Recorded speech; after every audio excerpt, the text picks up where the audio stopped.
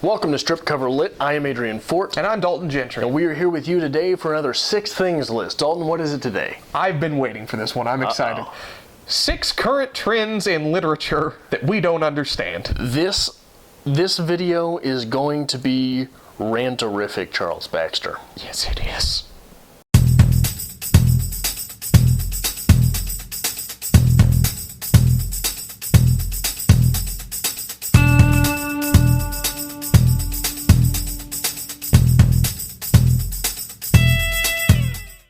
Charles Baxter. Charles effing Baxter. My master's program was 5 quarters plus a thesis.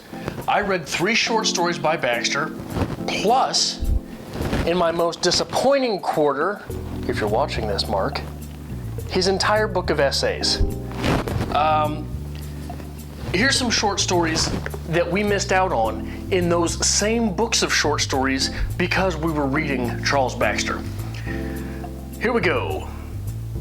Caviar by T.C. Boyle. Referential by Lori Moore. Never Marry a Mexican by Sandra Cisneros. Nilda by Junot Diaz. We Didn't by Stuart Dybek. Communist by Richard Ford. A Real Doll by A.M. Holmes. The Pugilist at Rest by Tom Jones. The Caveman in the Hedges by Stacy Richter. Sarah Cole, A Type of Love Story by Russell Banks.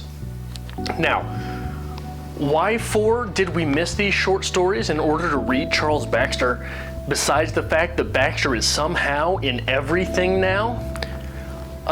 Let me read you some nuggets that appeared in the master's opus that disappeared. He could hardly believe his luck. I am a lucky man, he thought. Anders said that she was friendly and wanted to show him, a foreigner, things. How compelling.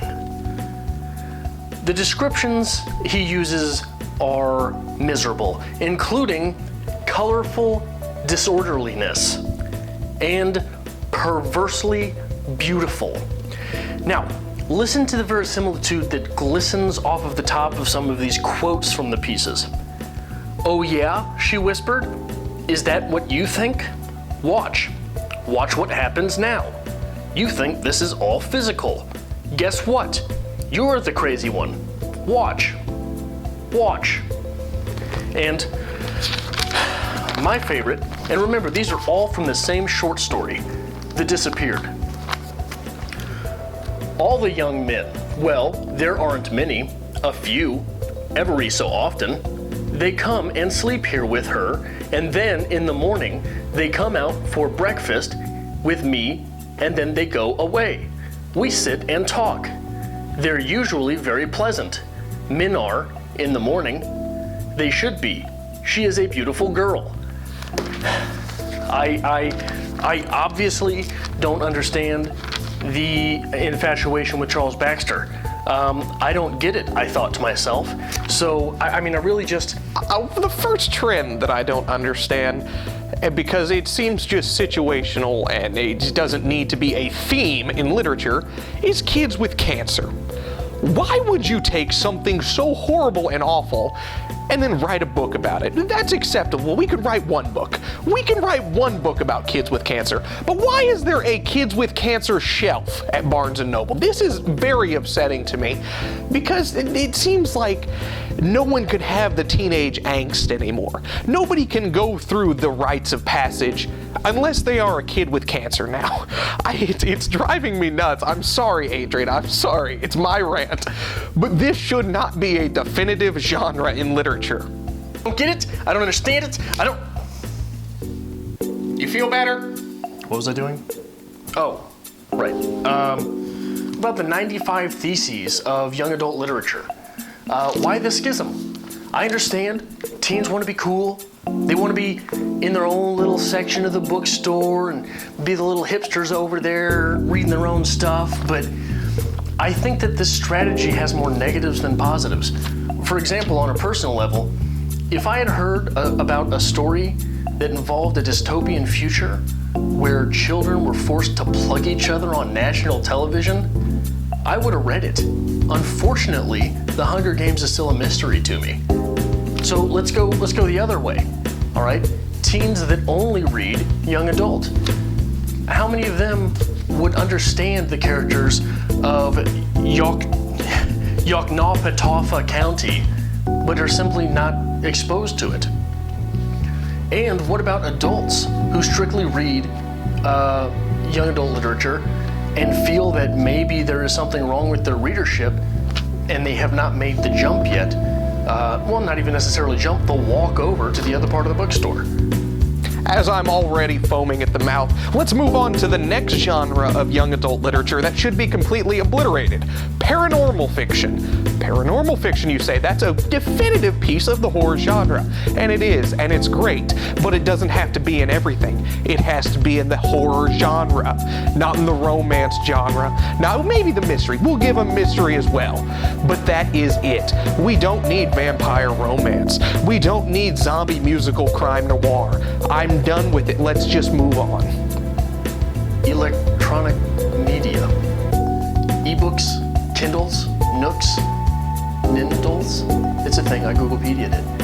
I don't understand it. I mean, I know that it's more convenient, it's easier, eventually it's cost effective. I just don't understand technology. I don't get it. Plus, if I spill a coffee on this book, it fits in with the rest of them. If I spill a coffee on my e-Kindle, it's done. Welcome back.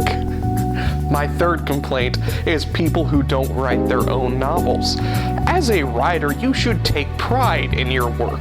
And I don't care if you're using a pseudonym or not. You should be proud of what you have accomplished. But now we have mainly the romance genre. I'm gonna just bash them a little bit.